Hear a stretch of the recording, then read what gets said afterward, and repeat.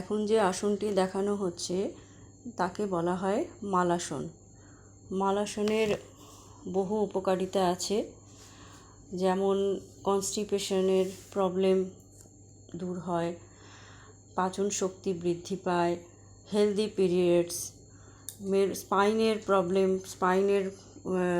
স্পাইনের কোনো সমস্যা থাকলে ব্যথা, এই সময় ব্যাক পেন এগুলোতে দূর হয়।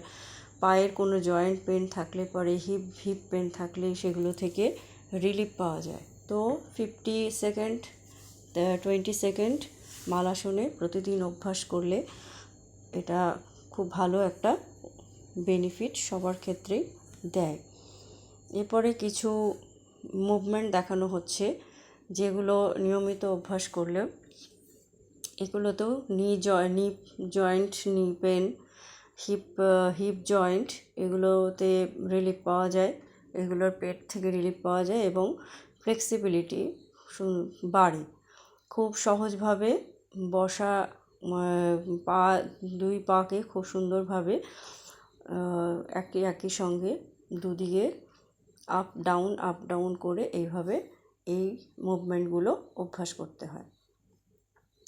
প্রথম একটু অভ্যাসের সময় হয়তো একটু ব্যথা, পেনে এরকম মনে হয় যে একটু ব্যথা এরকম লাগছে, কিন্তু আস্তে আস্তে এটা নিয়মিত অভ্যাস করলে পরে ভীষণইভাবে পায়ের ফ্লেক্সিবিলিটি বাড়ে, হাঁটুর শক্তি বাড়ে।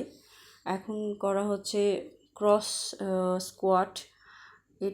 এটাও ভীষণভাবে হাঁটুকে হেলদি করে, হাঁটু ব্যথা, নি জয়েন্ট পেন এগুলো থেকে রিলিফ করে এবং আমাদের পায়ের যে একটা ক্ষমতা, সেই শক্তিটা, পায়ের ব্যথা তো দূর হয় এবং পায়ের মধ্যে যে একটা ক্ষমতা, একটা শক্তি, সেইটা ভীষণভাবে গ্রো করে।